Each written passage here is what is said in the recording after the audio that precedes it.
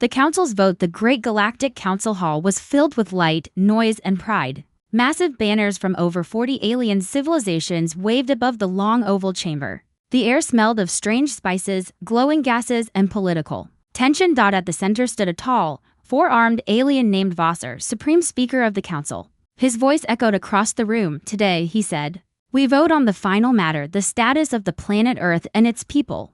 Dozens of delegates leaned forward. Earth, home of the humans, had refused to join the council, refused to pay tribute, refused to kneel. Some called humans wild. Others called them dangerous. Many called them foolish. They are unpredictable. Hissed a snake-like diplomat from Zalkesh. They destroyed their own skies and still survived. They ignore our rules, said a tall golden being from Luria. They think they're special. They are too violent, grunted the warrior chief from Tauren. Too proud. That pride must be broken. Vassar raised his hands. Then let us vote.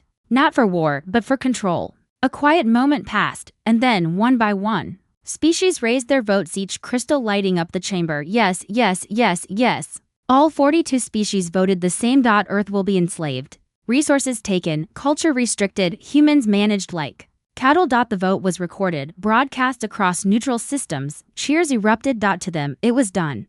To Earth, it had just begun, thousands of light years away, deep beneath Earth's surface. Inside a dark command bunker, a group of human leaders watched the vote in silence. No one clapped. No one cried. They had expected this. General Malik, a sharp-eyed veteran with gray hair and a steel voice, stood in front of the hologram screen. Behind him, military officers, scientists, and strategists waited. He turned around slowly. So, he said, the galaxy has spoken. Dr. Rhea, a cold-faced scientist with glowing data screens behind her, replied, every single species. Not one voice for us. Good, Malik said. A younger officer frowned. Good, sir? General Malik stepped forward, his boots clicking on the metal floor. He pressed a button.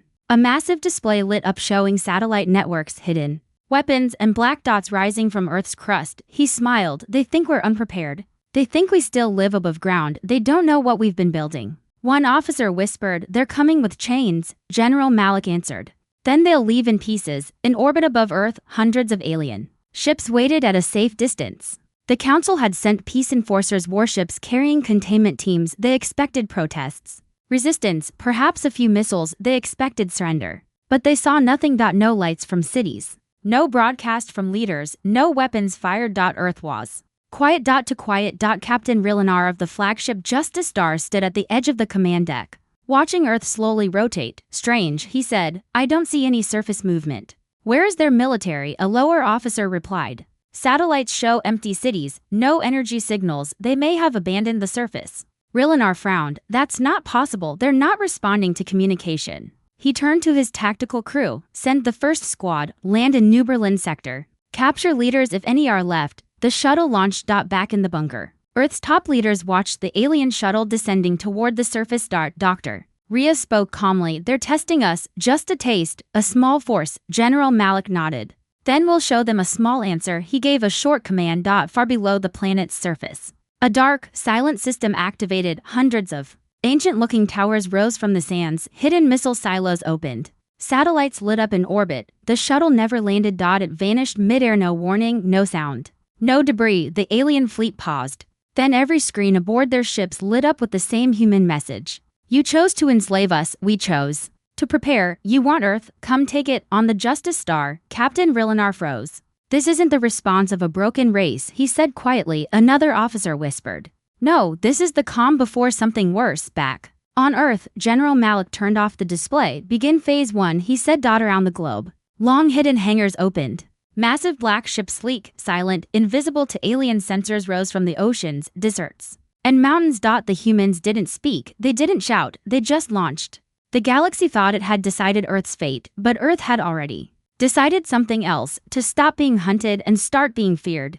Chains for the wrong species. Captain Rilinar stood frozen on the bridge of the Justice Star. The silence in the command room was sharp, unnatural. His eyes stared at the screen, where the shuttle his best team had simply vanished. No explosion, no distress signal, no crash, his sensor officer said, voice tight with confusion. It's like they were erased. He clenched his jaw. Bring the fleet closer. I want answers. But the answers had already left Earth. Above the planet's surface, black ships rose slowly, silent, sleek and deadly, unlike alien vessels full of bright colors and noise. These ships looked like shadows cut from space itself, no lights. No sound, only motion, from deserts, oceans, frozen poles, and even the Amazon basin. They came Earth's hidden fleet, never revealed to the galaxy, built underground. Trained in silence, the Council had voted for slaves, instead. They had awakened something far older than chains, back on the Justice Star. The comm screen blinked red. A message came through, but not from open channels. It was direct. Personal. Human. You brought chains for us, let's see how they fit you. The lights on the bridge flickered. Then went dark, only the screen remained, glowing with a human symbol, a hand breaking a shackle. Down on Earth, General Malik stood in the main control room, arms behind his back. He watched the alien fleet shift nervously in orbit, some ships pulled away. Others activated shields, they came to rule, he said softly. Dr. Rhea nodded beside him. They underestimated Earth's silence, the mistake everyone makes. Malik added, they think noise means strength, they think we're loud because we're scared. And we're quiet, Rhea said, because we're finished waiting. In one of Earth's orbiting black ships, the Vigilant Wraith, a young human pilot watched alien ships dance nervously on radar. We have clean lock on 78 vessels. He said into his headset, do not fire, came the command, let them speak first. But what if they fire on us? A pause, then we finish what they started. Inside the Galactic Council's communication hub, chaos was building. Delegates from across the galaxy shouted, argued, and pointed fingers. Why didn't we send a larger force? They were supposed to be weak. They're not weak, they just waited. A three-eyed ambassador slammed his hand down. We didn't plan for this. They're using stealth-class warships, we haven't even mapped those designs. Another barked, then who gave them that tech? But no one had, Earth built it alone. Back aboard the Justice Star, a council war officer finally snapped, fire on their lead ship. Sir, it's not attacking, I said fire. 3 energy blasts surged forward, they hit nothing. The human ship had already moved, without thrusters, without a jump signature. It reappeared behind the Council ship in a blur and just hovered. No weapons activated. But the message was clear, you missed. Then, the Vigilant Wraith sent one simple message to the Justice Star, one more shot. And we'll remove your captain's oxygen from his bridge, no threat, just math. Just control. General Malik watched from Earth's command chamber. They don't understand us yet, he said. Dr. Rhea looked at him. Should we teach them now? Malik shook his head. No, let them feel the fear first, let them imagine what we can do. Across the galaxy, alien citizens watched leaked footage. In disbelief, human ships appearing from nowhere, alien fleets retreating. Commanders frozen in fear, some species protested. Others panicked. But on one small backwater moon, an old trader whispered a story to a child. Many cycles ago, he said, a prophet warned us. He said, the day the humans stop speaking is the day the stars go silent. The child looked up. Why died? Is that day today? No, the old one replied. That day was yesterday, we just didn't listen. Back on Earth, the skies were still blue. The city's underground buzzed with quiet energy. Lights glowed, weapons stayed cold. Earth hadn't fired a single shot, but already the galaxy was trembling. They had brought chains. And now they realized they'd chosen the wrong species to bind. The human retaliation begins. The Galactic Council believed Earth would stay quiet, stay afraid. They were wrong. It began not with a war, but with disappearances. 3 council worlds far from Earth, each lost contact with their command stations. Within hours of each other, no explosions, no distress beacons, just silence. When investigation teams arrived, they found the cities untouched. Power still running, but the governors were gone, each one replaced with a simple note, burned into the council chambers. You wanted control. Now feel ours. Earth panic spread. At Earth command, General Malik stared at a wide display showing galactic trade routes, fleet positions, and council meeting hubs. Dr. Rhea stood beside him, tapping on a holotable. The blackout operations were perfect, she reported. Each strike team entered, captured, and vanished without firing a shot. Malik nodded. That's the message. We're not here to burn planets. We're here to burn their illusion of power. They're scrambling now, Rhea said. Most of them still don't know how we move so fast. Malik's voice was quiet. That's the part that scares them. In the heart of the Galactic Council station, chaos ruled. Ambassadors screamed across the chamber. Earth has crossed the line. They're snatching leaders in broad daylight. We voted for order, not war. But no one could agree on a response. The council had no unified army, just fleets from individual species, and worse, some of those fleets were now refusing to move. They'll come for us too, whispered a Zenari delegate. It's only a matter of time. A low voice from the shadows spoke up. They already have. A holo recording appeared above the table, grainy footage of a black human warship. Hovering in low orbit above the water planet Luron, the ship wasn't firing. It didn't need to. The planetary leader had surrendered within 10 minutes. Back on Earth, underground war rooms buzzed with quiet control. Fleet Commander Arya stepped onto the bridge of the HSS Revenant. A black spear-shaped ship docked inside a sea cavern. Destination? The AI asked. Arya's voice was calm. Drixen 4. They voted to enslave us, now they'll explain why. The ship slid into the ocean, vanished from all sensors, and broke into orbit within minutes. From above, it looked like Earth had no warships. But the galaxy was learning they were simply beneath the surface, waiting on Drixen 4, the alien. Governor sat sweating in his palace. He had once laughed during the council vote. Earth won't fight. He'd said, they'll be grateful we bring them order now. His skies turned black as a human vessel appeared impossibly fast. No engine trail, no communication. Just one signal appeared on his screen. Send your files. Your vote, your name. Terrified, he obeyed. 5 minutes later, his planetary network went offline. The humans didn't land. They didn't need to. They had all the data they needed. Taryn, a civilian analyst working in Earth's intelligence hub, reviewed the recordings. He was quiet. Just a technician, not a soldier. He looked up and whispered.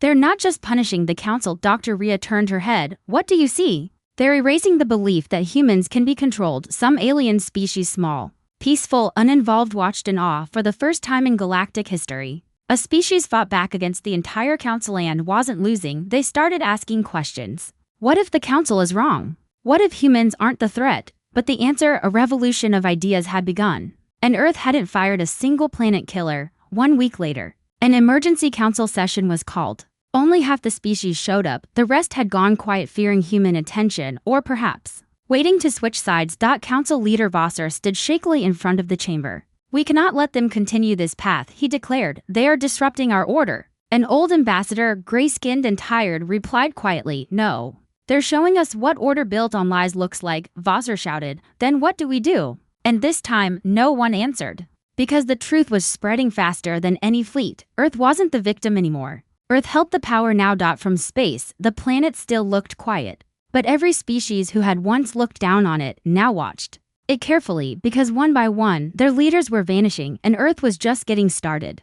Fear spreads through the stars. Fear has a strange sound. Sometimes it's quiet like whispers behind closed doors. Sometimes it's loud like war alarms in the middle of the night. But across the galaxy, fear now had a name. Earth. On the mineral world of Trellin 5, a council broadcast flickered across public screens. It showed a list of systems, those that had voted yes to enslave Earth, beside 3 of the names. A red mark appeared. Disconnected. No contact, no response, not even wreckage. Just silence. A merchant closed his stall. A soldier walked away from his post. No one needed to say it out loud anymore. The humans were coming. In orbit above a water world called Shikara, a trade station received a strange transmission. A voice. Human, calm, to the Shikara High Command, your vote was noted. Your silence is requested, obey it. The message ended. No fleet followed. No threat was made. But that night, every power core on the station shut off for 6 minutes. When it came back online, a new security protocol had been installed, written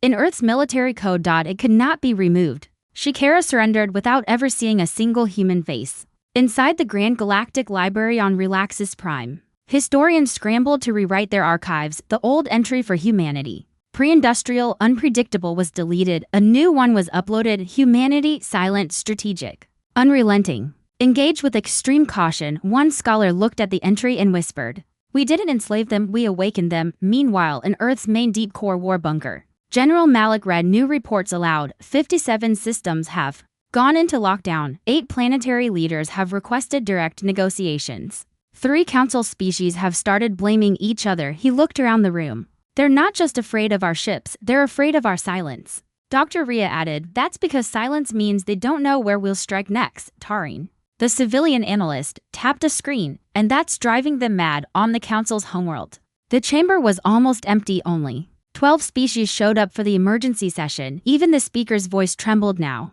We cannot function if entire systems are vanishing. They're not vanishing, said a cloaked diplomat from the neutral world of Myros. They're surrendering. Then why haven't we heard from them? Because Earth doesn't negotiate in public. A silence followed. Then someone asked the question no one wanted to hear. Did we create a new empire? Back on Chiral 4, one of the first stations to recognize Earth's warning, A young alien student named Suri watched a human fleet pass overhead through a viewing dome. The ships didn't fire, they didn't stop, they just glided across space. Like shadows with purpose. Her teacher said, they are not conquerors, they are reminders. Reminders of what? Suri asked. That when you change something strong, it doesn't become weak. It becomes silent, and when it breaks free, it doesn't just rise. He looked up, it rewrites the rules. On the moons of Varnus, a Syndric fleet admiral tried to rally his forces. They are just humans.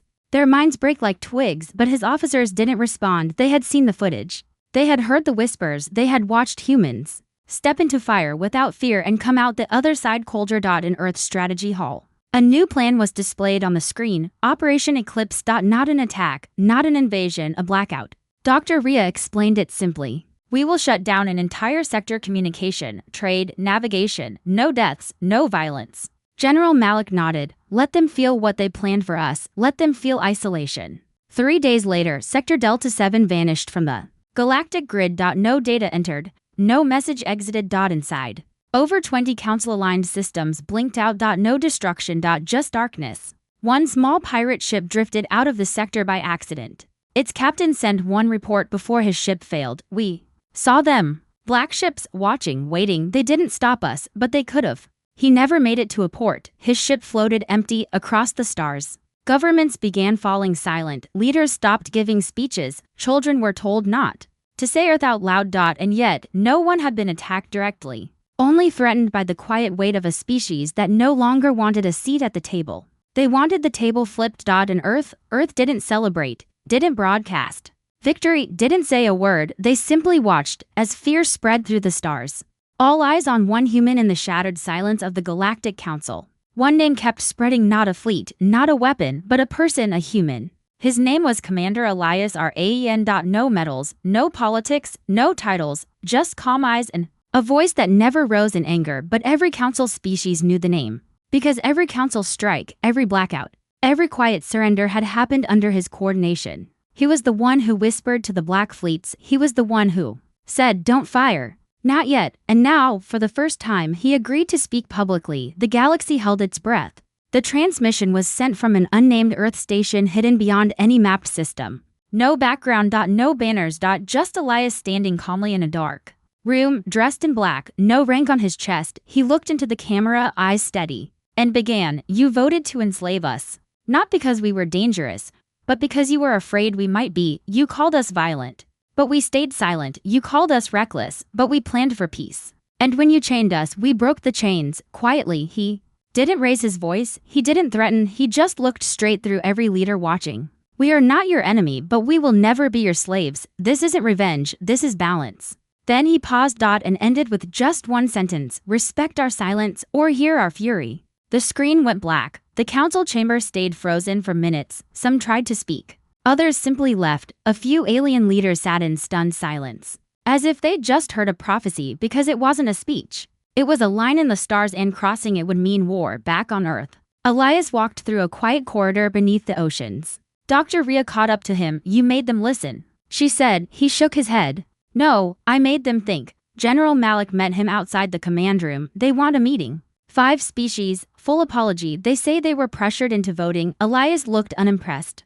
They weren't pressured, they were proud. Do you want to meet them? Malik asked. Elias paused. Then said, not yet, they haven't learned enough. Across the galaxy, smaller species began copying Earth's tactics, not war, not weapons. But defiance. One farming planet refused to pay tribute to its council protector. We follow Earth now, they said. Another trade station removed council symbols and replaced them with one black banner. We stand in the shadow of Earth's inside council worlds. Things began to break. Powerful families were arrested for funding the vote against Earth. Old soldiers confessed to lying about humanity's strength. One alien governor stepped down live on camera. They were right to be silent, he said. We were wrong to speak. Meanwhile, in the underground Earth chamber called Vault Red, Tarin stared at a projection of Elias's speech. It wasn't just words, he said to Rhea. It was design.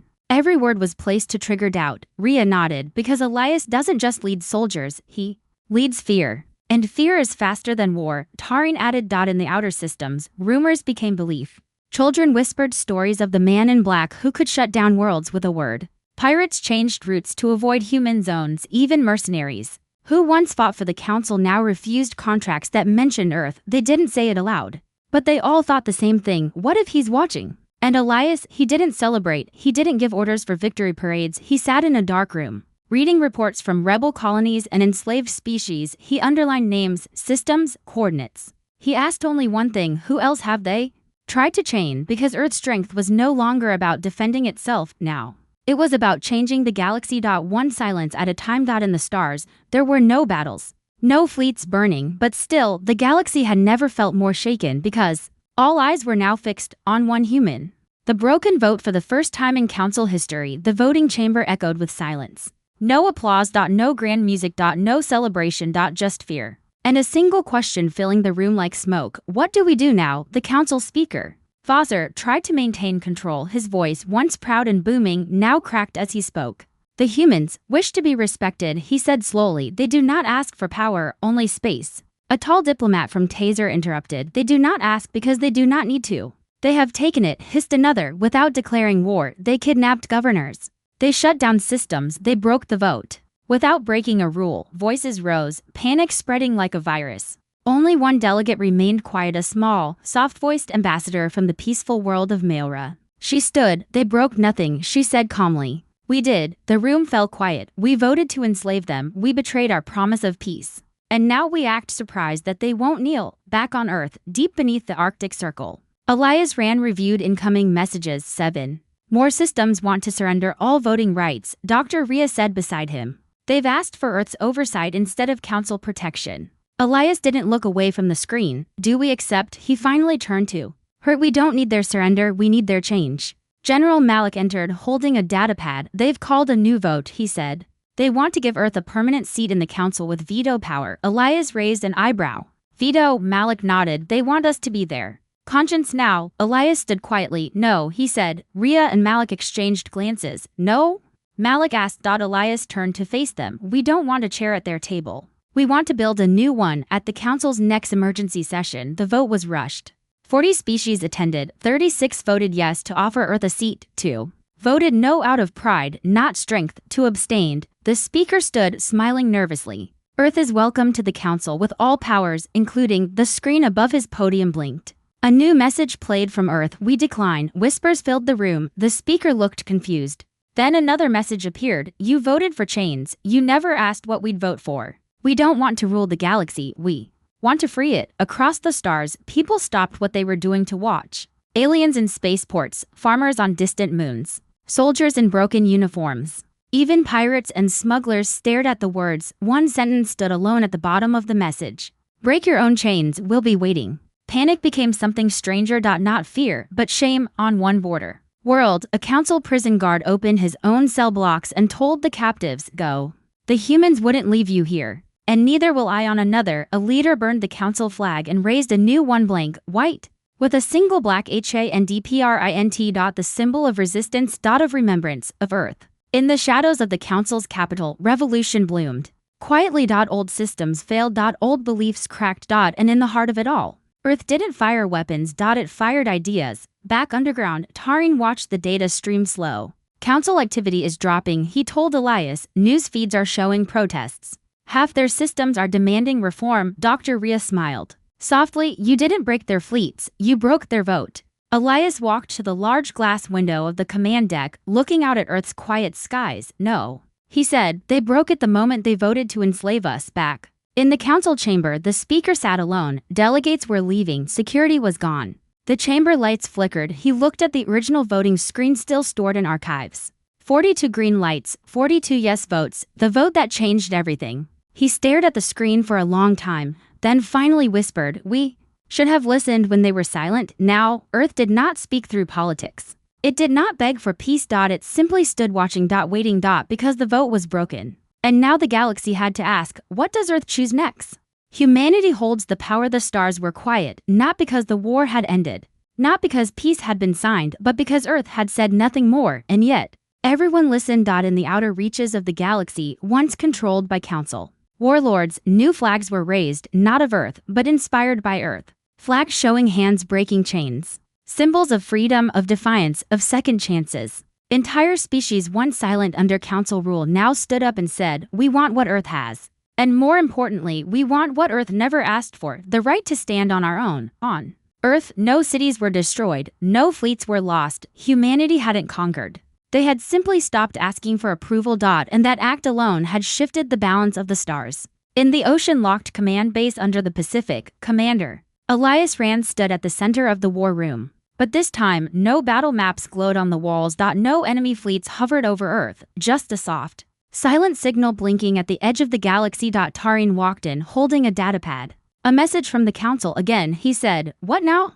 Elias asked without emotion. They want to reopen diplomatic channels. Offer Earth a shared leadership seat in the new council structure. Elias nodded slowly. Good. That means they're still changing. Rhea joined them. Do we accept this time? He looked at both of them. No, not yet. Above Earth's surface, the black fleets that once haunted the galaxy now hovered quietly in formation. Not as invaders, but as guardians, not to protect territory, but to protect the idea that no one, anywhere could vote away someone's freedom again. Across colonies, stories spread of how humans built silent weapons but used calm voices.